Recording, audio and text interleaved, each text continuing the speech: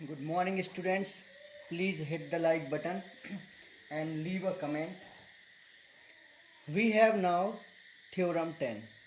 ये हमारे circle chapter की theorem 10 9th class maths theorem है if a line segment joining two points subtend equal angles at two other points lying on the same side of the line segment, the 4 points are coincyclic lie on the same side. चारों के चारों point कोइंसाइक्लिक होंगे या फिर वो circle पे लाई करते। If a line segment joining two points, तो यहाँ कोई सर्कल नहीं है, कोई एक लाइन सेगमेंट बस है जिसके दो पॉइंट्स हैं। If a line segment joining two points subtend equal angles at two other points same side, तो इस साइड हम मान लेते हैं कि एक इस तरफ एंगल बन रहा है और दूसरा एंगल यहाँ कहीं पे बन रहा है। दोनों के दोनों लाइन के उस तरफ हैं और ये सर्कल भी हमने ड्रॉ कर लिया। अब हमें शो करना है कि ये जो चार पॉइंट हैं A B C D, they lie on the circle. तो what to show, we have to show that A B C D lie on the circle. अब हम एक काम करते हैं, तीन पॉइंट से होते हुए एक सर्कल बना लेते हैं अकॉर्डिंग टू थ्योरम फर्स्ट, कि तीन नॉन कॉलिनियर पॉइंट से हम एक सर्कल बना सकते हैं। और हम ऐसा मान के चलते हैं कि D point do not lie on the circle. तो हम क्या करेंगे, हम डी पॉइंट को सर्कल पे प्रूफ करेंगे। ठीक है। अब गिवन क्या है, हमें गिवन है 4 points A B C D, ये हमें गिवन है। तो आप देखो सॉल्यूशन शुरू करते हैं इसका। So how to solve this theorem, how to prove. मैंने एक सर्कल बना लिया जो कि ए बी सी से पास होता है। So draw a circle which passes through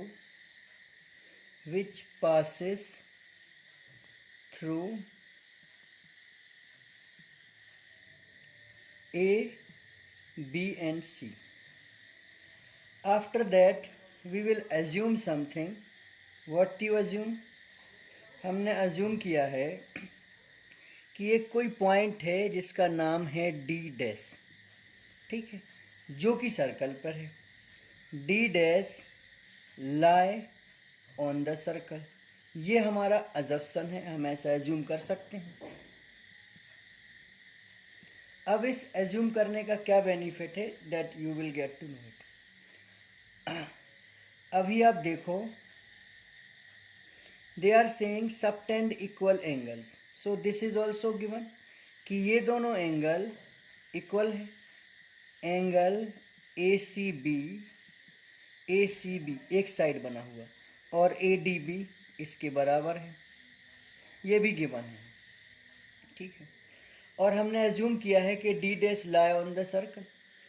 तो जब डी डैश लाई करता है तो इसकी वजह से क्या हुआ, angle A C B equal to होगा angle A D dash B के। अगर हम यहाँ से इसको ज्वाइन कर दें ए डी डैश बी के, ये क्यों होगा, क्योंकि थ्योरम 9 कहती है कि if a code C A B code subtended angle at the centre, जो सेंटर पे एंगल बनाएगा वो इससे डबल होगा जो आर्क पे बने एंगल, तो इसके भी डबल है, इसके भी डबल है, तो ये आपस में इक्वल हो गए। तो ये दोनों, या फिर एक और थ्योरम है, angles in the same segments are equal. तो ये ए सी बी और ए डी डैश बी एक ही सेगमेंट में बने दो एंगल हैं, तो ये इक्वल हैं। तो जब ये दोनों इक्वल हैं, ये हो गया हमारा equation first. But what is given to us, they have given us angle A C B equal to है एंगल ए डी बी के। तो आप देखो इधर दोनों के लेफ्ट पार्ट सेम है तो राइट भी सेम होंगे. So we will mention here from 1 and 2, 1 और 2 से ए डी डैश बी किसके बराबर है? एंगल ए डी बी के इक्वल होगा. अब आप मुझे बताओ ये ए डी डैश बी और ए डी बी दोनों इक्वल होना पॉसिबल है क्या? ये पॉसिबल नहीं है. कब तक पॉसिबल नहीं है? जब तक कि या तो वो डी पॉइंट इस वाले डी डैश पे ना आ जाए, या फिर जो डी डैश हमने एज्यूम किया है वो डी पर ना पहुंच जाए. तो हमने डी डैश को तो सर्कल पर ही एज्यूम किया है. इसका मतलब that D should not be out of the circle if angles are equal. अगर ये एंगल इक्वल हैं तो ये डी भी किस पे होना चाहिए? सर्कल पे होना चाहिए. तो बस प्रूफ हो गया. It is only possible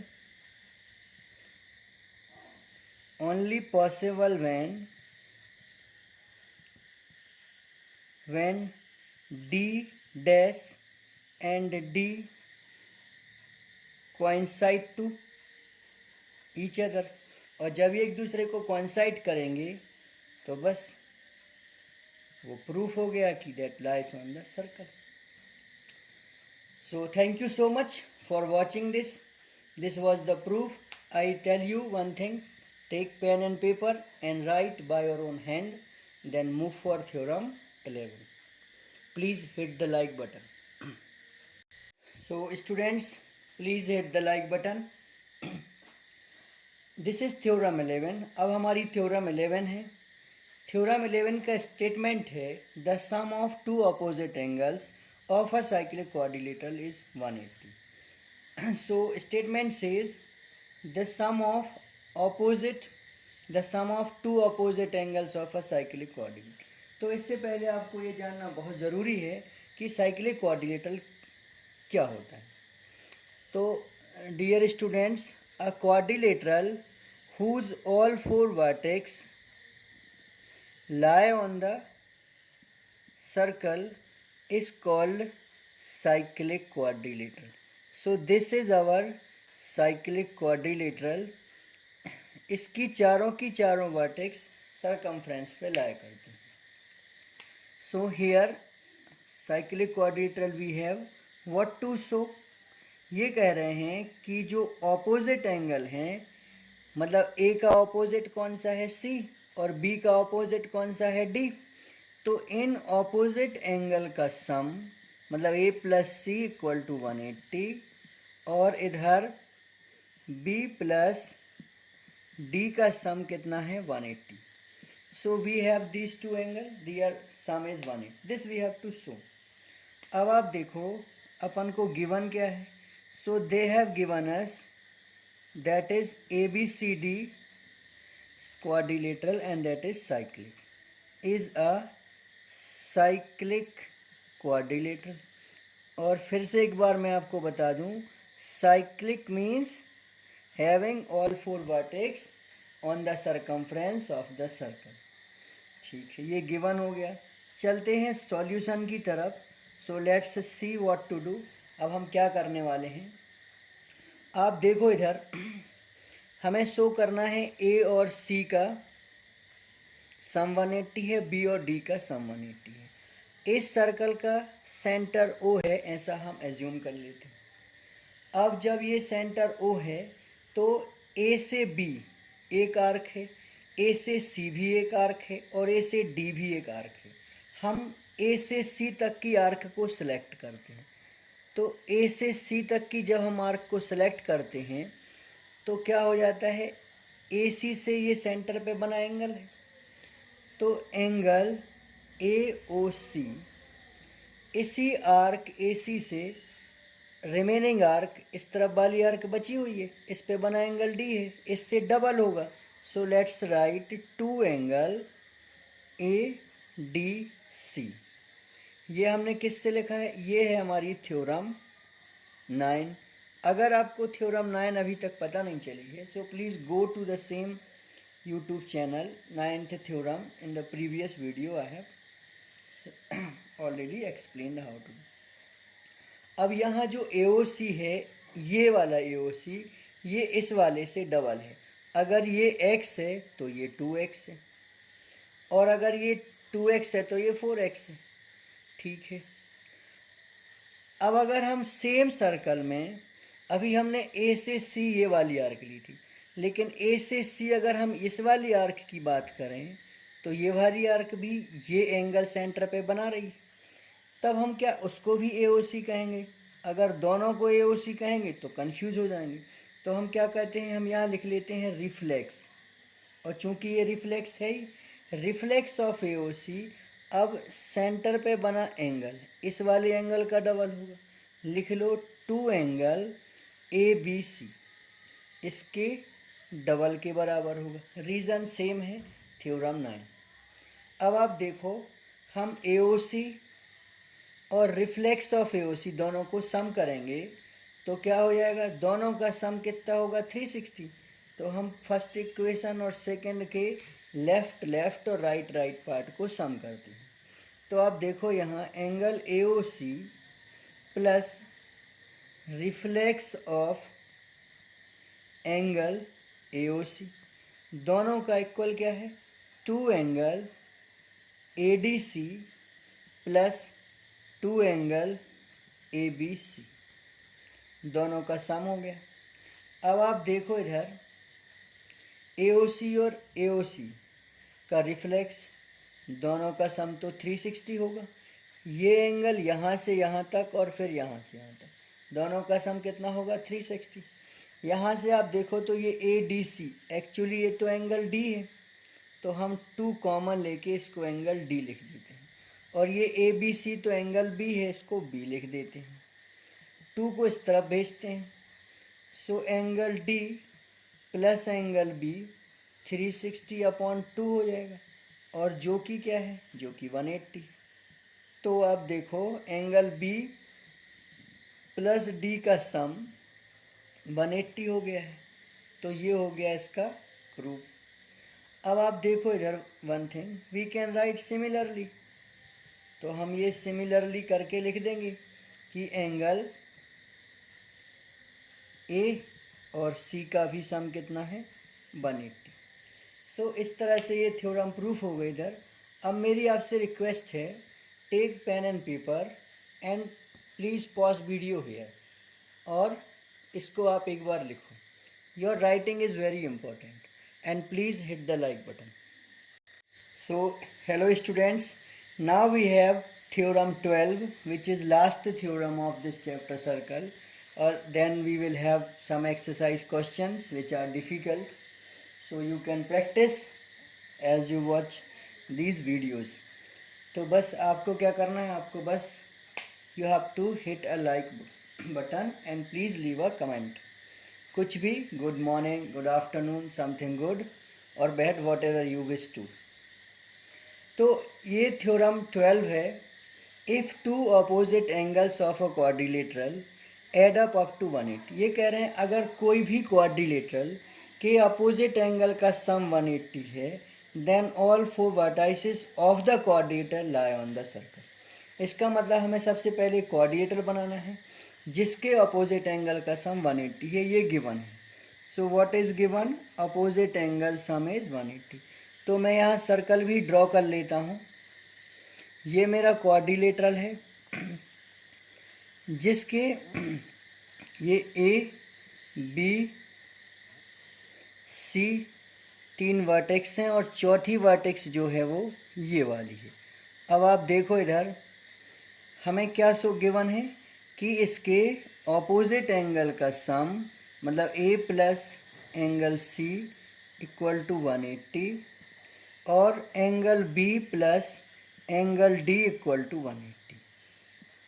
what to show, हमें शो करना है, अभी हमने एक थ्योरम इससे पहले एक सॉल्व भी की थी, A B C और D lie on the circle, ये सर्कल पर लाई करते हैं। सो लेट्स सी इट। हम क्या करते हैं, हम एक सर्कल बनाते हैं जो A B और C से होकर जाता है। और आपको ध्यान होगा थ्योरम फर्स्ट में हम 3 नॉन कोलिनियर पॉइंट से जाता हुआ एक सर्कल बना सकते हैं और केवल एक ही सर्कल बन सकता है। सो ये पॉसिबल है, कर लिया अपन ने ऐसे। अब हमें ये शो करना है कि point D also lie on the circle. तो हम क्या करते हैं, हम एज्यूम करते हैं for solution we assume what to assume कि हमारा एक पॉइंट है जिसका नाम है डी डैश, जो कि सर्कल पर लाई करता है। तो assume D dash lie on the circle, और हमारा डी लाई नहीं करता, ठीक है। अब हम प्रूफ करेंगे कि डी डैश और डी दो नहीं एक ही पॉइंट है, तो ऑटोमेटिकली डी क्या होगा, डी डैश पे आ जाएगा। और जब ये डी डी डैश पर आएगा प्रूफ से, तो automatically it lies on the circle, ठीक है। तो एज्यूम किया है D lie on the circle.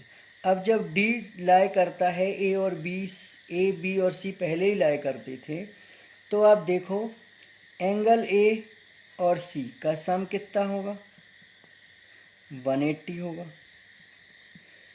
और एंगल बी और एंगल डी का सम कितना होगा, डी डैश का, ये भी 180 होगा। क्यों, क्योंकि थ्योरम 11 ऐसा ही कह रही है।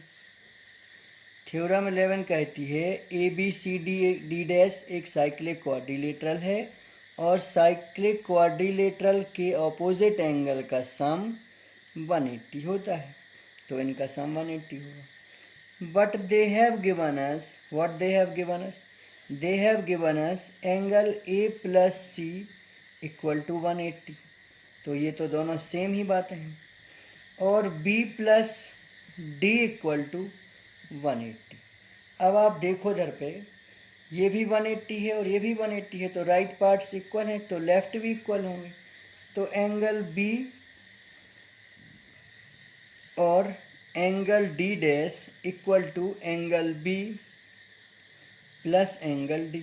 दोनों साइड से हम बी को एलिमिनेट कर देते हैं, तो D dash equal to D हो जाता है। अब आप मुझे बताओ, ये डी डैश जो कि हमने अज्यूम किया था कि कहाँ पर है, सर्कल पर, वो डी के बराबर है। तो ये तभी पॉसिबल है जब D also lie at the same point. तो हम लिखेंगे इट इज़ ओनली पॉसिबल, केवल तब पॉसिबल है when D coincide to D dash और D lie on the circle.